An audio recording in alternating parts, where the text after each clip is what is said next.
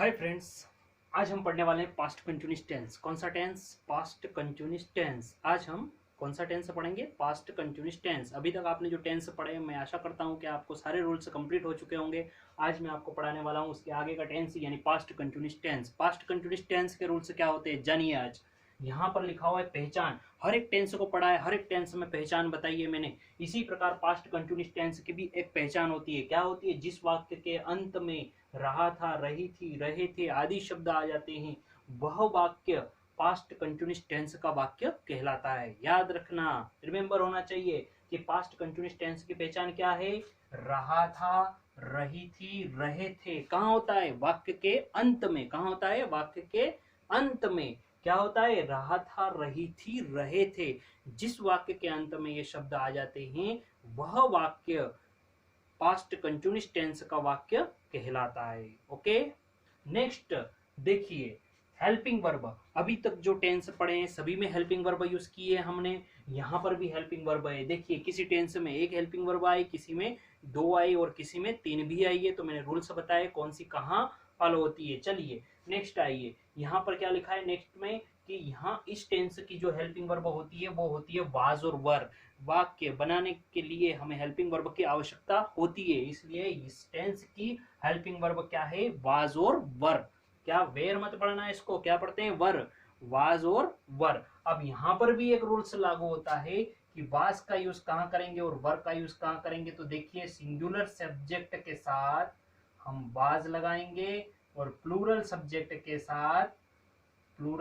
के साथ हम वर लगाएंगे। क्या लगाएंगे? प्लूरल के साथ वर और सिंगुलर के साथ वाज। सिंगुलर कौन कौन से हैं? ही, शी, इट या किसी का नाम। प्लूरल कौन सा है? प्लूरल आई, वी, यू, दे। जब आई, वी, यू, दे से सेंटेंस बनाएंगे तो हेल्पिंग वर्ब वर यूज होगी। ही, शी या किसी का नाम या इट से सेंटेंस बनाएंगे तो वहां पर हेल्पिंग वर्ब वाज यूज होगी। ओके, अब देखिए मेन वर्ब। मेन वर्ब का हर एक टेंस में अलग अलग फॉर्म यूज हुआ है, तो यहाँ पास्ट कंटिन्यूअस टेंस में भी मेन वर्ब का आईएनजी फॉर्म यूज होगा। कौन सा फॉर्म यूज होगा? आईएनजी।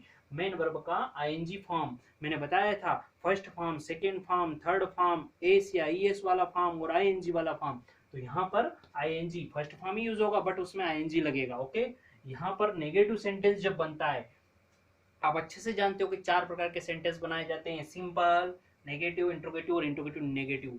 तो यहाँ पर जब नेगेटिव सेंटेंस बनाया जाता है तो हमेशा हम जब भी नेगेटिव सेंटेंस बनाते हैं तो किसके बाद नॉट लगाते हैं? हेल्पिंग वर्ब के बाद में। तो यानी वाज नॉट और वर नॉट बन जाएगा। ओके, ये हेल्पिंग वर्ब है उसकी। तो जब भी नेगेटिव सेंटेंस बनाएंगे तो हेल्पिंग वर्ब के बाद नॉट लगाना है। इंट्रोगेटिव सेंटेंस बनाएंगे तो सब्जेक्ट के पहले हेल्पिंग वर्ब आएगी और अंत, वाक्य के अंत में हमेशा इंट्रोगेटिव बनाते हैं तो वाक्य के अंत में प्रश्नवाचक चिन्ह होना चाहिए। इंट्रोगेटिव नेगेटिव सेंटेंस बनाएंगे तो सब्जेक्ट के पहले हेल्पिंग वर्ब का यूज किया जाएगा और सब्जेक्ट के बाद नॉट का यूज किया जाएगा। उसके बाद वाक्य के अंत में प्रश्नवाचक चिन्ह लगाया जाएगा, चाहे वाक्य हिंदी में हो या इंग्लिश में हो। अब देखिए, इसके फार्मूले मैंने चार बनाए हैं, simple, negative, interrogative, interrogative negative, subject plus helping verb plus main verb में आईएनजी प्लस ऑब्जेक्ट। नेगेटिव को बनाया है subject plus helping verb plus not plus main verb में आईएनजी प्लस ऑब्जेक्ट। इंट्रोगेटिव का हमने बनाया helping verb plus subject plus main verb में ING plus object plus प्रश्नवाचक चिन्ह लगेगा। अब देखिए, इंट्रोगेटिव नेगेटिव में helping verb plus subject plus not plus main verb में ING plus object plus question mark, है ना। अब देखिए इसका सेंटेंस कैसे बनता है, ये पहचान आनी चाहिए सेंटेंस में। मैंने लिखा कि वे पुस्तक पढ़ते या पढ़ रहे, वे पुस्तक पढ़ रहे थे। तो यहां पर देखिए, रहे थे, रहा था, रही थी, जिस वाक्य के अंत में आ जाता है वो पास्ट कंटिन्यूअस टेंस का वाक्य कहलाता है। वे पुस्तक पढ़ रहे थे। वे के लिए आप अच्छे से जानते हो दे मिस वे होता है, दे। अब ये सिंगुलर है कि प्लूरल है? Plural subject I we you they plural कहलाता है, तो इसके साथ हम हेल्पिंग वर्ब वर यूज करेंगे। कौन सी यूज करेंगे? वर, W E R E, were use करेंगे। तो देखिए हमने वर यूज कर ली, है ना। क्या यूज की है? वर, डब्ल्यू ई आर ई। ये हो गया देवर। अब पढ़ने के लिए क्या आएगा? R E A D, read. इसमें क्या लग जाएगा? आईएनजी, तो रीडिंग बन गया। क्या पढ़ रहा है वो? पुस्तक, तो हम यहाँ पे बना देंगे बुक। तो ये हो गया देवर रीडिंग बुक, है ना। तो वे पुस्तक पढ़ रहे थे। अब देखिए यहाँ पर नेगेटिव बनाना है तो क्या बन जाएगा? वे पुस्तक नहीं पढ़ रहे थे। ओके, तो यहाँ पर वे के लिए तो हमने दे बना दिया। यहाँ पर क्या लिखा हुआ है, नेगेटिव बनाते तो हेल्पिंग वर्ब के बाद नॉट लगाना है, कुछ नहीं करना है, वर हेल्पिंग वर्ब यहाँ पर नॉट लग जाएगा तो दे का दे ही रहेगा, वर का वर ही रहेगा, और यहाँ पे हमको क्या लगा देना है, नॉट। ये हो गया दे वर नॉट, रीडिंग का रीडिंग ही रहेगा और बुक का बुक ही रहेगा। इंट्रोगेटिव बनाना है, इंट्रोगेटिव। इंट्रोगेटिव में क्या होता है, देखिए सबसे पहले हिंदी में बनाते हैं, क्या लग जाएगा तो इंट्रोगेटिव बन जाएगा, क्या वे पुस्तक पढ़ रहे, तो देखिए क्या वे पुस्तक पढ़ रहे थे, हो गया क्लियर, क्या वे पुस्तक पढ़ रहे थे। तो देखिए क्या वे पुस्तक पढ़ रहे थे, लास्ट में प्रश्नवाचक चिन्ह आना चाहिए। तो यहाँ पर क्या के लिए क्या कहा गया है इंट्रोगेटिव में, सब फार्मूला देखिए, सबसे पहले helping verb plus subject plus main verb ING plus object, last में प्रश्नवाचक चिन्ह। इंट्रोगेटिव में क्या कहा गया है कि सब्जेक्ट के पहले हेल्पिंग वर्ब आती है, तो चलो सब्जेक्ट के पहले हम यहाँ से ये हेल्पिंग वर्ब उठा के आगे रख देते हैं, वर आगे रख दिया, ये वर बन गया। अब वर बनाने के लिए बात क्या होता है, सब्जेक्ट आता है टी वाई दे मिस वे, तो वर दे, बाकी सेम के सेम, READING रीडिंग बुक बन गया, लास्ट में प्रश्नवाचक चिन्ह अनिवार्य है। अब देखिए इंट्रोगेटिव नेगेटिव में हिंदी में क्या बनेगा, इंट्रोगेटिव नेगेटिव में हिंदी में हमारा सेंटेंस बनेगा कि क्या वे पुस्तक नहीं पढ़ रहे थे, प्रश्नवाचक चिन्ह लगा दिया। अब देखिए यहाँ पर कुछ नहीं, क्या कहा है रूल्स देखिए, इंट्रोगेटिव नेगेटिव जब वाक्य बनाया जाता है तो सब्जेक्ट के पहले हेल्पिंग वर्ब, चलिए सब्जेक्ट के पहले फार्मूले में भी हेल्पिंग वर्ब दी है तो हमने हेल्पिंग वर्ब वर यूज कर रहे हैं, दे के साथ वर आती है तो वर यूज कर लिया। आगे बढ़ते हैं, वर यूज करने के बाद और आगे बढ़े तो क्या आया, दे, फिर क्या कहा है, सब्जेक्ट के पहले हेल्पिंग वर्ब तथा सब्जेक्ट के बाद नॉट लगाया जाता है, helping verb plus subject plus not लगा दीजिए, ये हमने नॉट लगा दिया। चलिए आगे बढ़िए, मेन वर्ब हमने क्या यूज की थी, रीडिंग, READING, ये रीडिंग हो गई। अब प्लस क्या आ जाएगा, ऑब्जेक्ट, ऑब्जेक्ट क्या था, पुस्तक, पुस्तक को बोलते हैं बुक, ये हो गई पुस्तक, बुक बन गया, BOOK बुक हो गया, और लास्ट में प्रश्नवाचक चिन्ह बन गया। इस प्रकार से इसके फार्मूलों के माध्यम से, चारों फार्मूलों के माध्यम से हमने चारों सेंटेंस इंग्लिश में मेकिंग कर दिए। बस याद रखना है, रिमेंबर रखना है कि इंट्रोगेटिव और इंट्रोगेटिव नेगेटिव बनाएंगे तो अंत में प्रश्नवाचक चिन्ह जरूर लगाए, वरना आपका रॉन्ग हो जाएगा, वो इंट्रोगेटिव नेगेटिव नहीं कहलाएगा।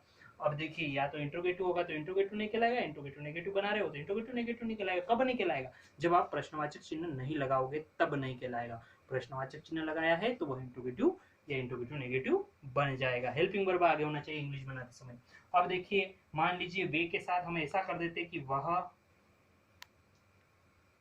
दौड़ रही थी, लड़की हो गई तो लड़की आप जानते हो ही मिस वह होता है, शी मिस भी वह होता है, तो यहाँ पर लड़की के लिए शी आएगा। अब शी तो लगा दिया, शी सिंगुलर है तो हम यहाँ क्या यूज कर लेंगे, वास, शी वास। दौड़ने के लिए क्या आ गया, रनिंग, RUNING वाला फॉर्म, तो शी वाज रनिंग, ये हो गया। वह दौड़ रही थी, अब वो कहाँ दौड़ रही थी ऐसा कुछ भी नहीं है, ऑब्जेक्ट नहीं दिया इसमें, ना तो ग्राउंड दिया कि ऐसा कुछ भी नहीं दिया ना, तो नहीं लिखेंगे।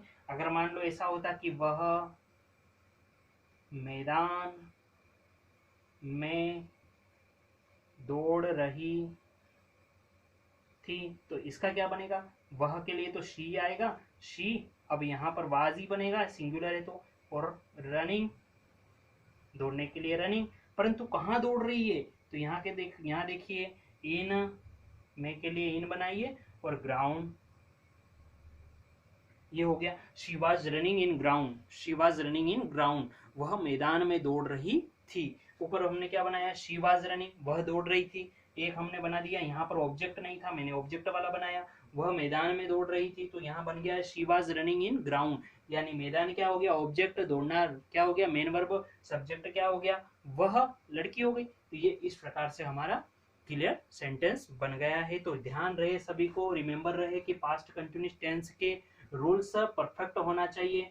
उसकी हेल्पिंग वर्ब वाज वर है, उसमें ING वाला फॉर्म यूज किया जाता है मेन वर्ब का, बाकी तो आप अच्छे से जानते हो। जब इंट्रोगेटिव बनाते हैं तो हेल्पिंग वर्ब आगे आ जाती है, नेगेटिव बनाते हैं तो हेल्पिंग वर्ब के बाद नॉट लगता है, इंट्रोगेटिव नेगेटिव बनाते हैं तो सब्जेक्ट के बाद नॉट लग जाएगा और सब्जेक्ट के पहले हेल्पिंग वर्ब आ जाएगी। बहुत ही इजीली सेंटेंस बन सकते हैं जब हमें पास्ट कंटिन्यूअस टेंस के सारे रूल्स कंप्लीट होंगे तब।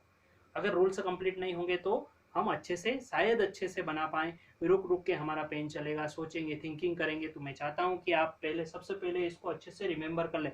बहुत ही सरल, इजी और शॉर्ट में रूल्स लाया हूँ मैं आपके लिए। कुछ नहीं है, जिस वाक्य के अंत में रहा था, रही थी, रहे थे आ जाता है, वो पास्ट कंटिन्यूस का सेंटेंस बन जाएगा। वाज वर उसकी हेल्पिंग वर्ब है, आईएनजी वाला फॉर्म लगेगा। बाकी तो वही अदर टेंस में जो रूल्स लागू हो रहे हैं वही, सब्जेक्ट के पहले, सब्जेक्ट के बाद नॉट लगाना, सब्जेक्ट के पहले हेल्पिंग वर्ब लगाना, और सिर्फ नॉट लगाना, हेल्पिंग वर्ब के बाद तो नेगेटिव बन जाना। फार्मूले सेम बन रहे हैं। I, we, you, they, he, she या किसी के नाम से सेंटेंस बनाना है। सिंगुलर क्या है, प्लूरल क्या है, आप अच्छे से जानते हो। मैं पीछे वाले वीडियो में बता चुका हूँ। आपको वीडियो अच्छा लगा हो तो आप लाइक और सब्सक्राइब दोनों करें, ताकि मेरा वीडियो सबसे पहले, न्यू वीडियो बनाऊं तो वो आपके पास सबसे पहले पहुंच जाए और आप उसको देख के कंप्लीटली पढ़ाई कर सको।